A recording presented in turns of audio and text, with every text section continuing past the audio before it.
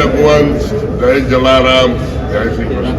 અખિલ ગુજરાત લોહાણા સમાજ આપ સર્વ જ્ઞાતિજનો એનાથી પરિચિત છે. અખિલ ગુજરાત લોહાણા સમાજ લગભગ 40 વર્ષથી સ્થપાયેલી સંસ્થા, જ્ઞાતિની સેવા કરતી સંસ્થા છે. હમણાં ઘણા સમયથી કોરોના કાળથી લગભગ પૂર્વ પ્રમુખ માનનીય શ્રી ધનવાનભાઈ કોટક ખૂબ સારી રીતે ચલાવતા હતા. વિભાગ સહાય અને બીજી બધી એમણે કામગીરી કરી હતી, પણ કોરોના પછી થોડી ગતિ મંદ એ દરમિયાન એમની તંદુરસ્ત તબિયત થઈ, એટલે એમણે જાહેર કરેલું કે હું આ પદ ઉપર હવે વધુ કાર્યશક્તિ કરી શકું એમ નથી, મારી શારીરિક ક્ષમતા નથી, એટલે હું સ્વેચ્છાએ રાજીનામું આપું છું. પણ એ કાર્યકારી પ્રમુખ તરીકે ચાલુ રહ્યા હતા. ત્યારબાદ સંસ્થાને વેગવંતી બનાવવા, સમાજની સેવા કરવાની છે, ભાઈઓની સેવા કરવાની છે, તો એના માટે દોડવું પડતું.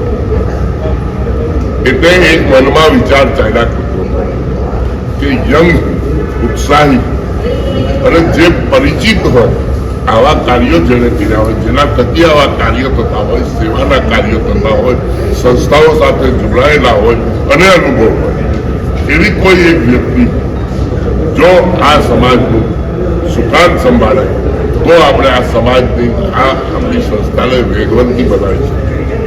અને એના માટે વડોદરા મુકામે મે મહિનામાં એક ચિંતન મિટિંગનું આયોજન કર્યું સમગ્ર ગુજરાતમાંથી, કારણ કે આ ગુજરાતની સંસ્થા છે ગુજરાતની, એટલે સમસ્ત ગુજરાતના લોહાણા સમાજ આપણા મહાજનો છે, બધાને આમંત્રણ મોકલ્યા અને એમાંથી અગ્રણીઓને હાજર રહેવા અપીલ કરવામાં આવી. ઘણા બધા આપણા અગ્રણીઓ હાજર રહ્યા વડોદરા મુકામે અને ચર્ચા વિચારણા કરી.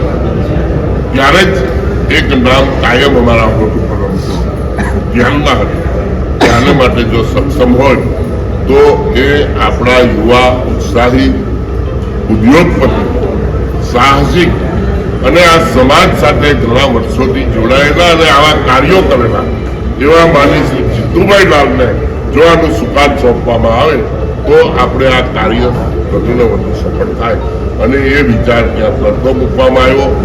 ચિંતન શિબિરની અંદર નક્કી થયું કે ભાઈ 11-12 જણની એક સમિતિ આપણે બનાવીએ અને સમિતિ આગલા પૂર્વ પ્રમુખો સાથે અને આગળ વાર્તાલાપ, વિચાર વિમર્શ કરે, જીતુભાઈ સાથે વિચાર વિમર્શ કરી અને આપણે આ એક ડિક્લેરેશન જાહેર કરીએ. આપણે એટલે એ 11 જણની સમિતિ મહિના પછી મળી અને સર્વાનુમતે બધાએ હોંશભેર જીતુભાઈ લાલનું નામ જાહેર કર્યું. એટલે જીતુભાઈ લાલને આ અખિલ ગુજરાત લોહાણા સમાજના નવનિયુક્ત પ્રમુખ તરીકે જાહેર કરવામાં આવ્યા. જય જલારામ.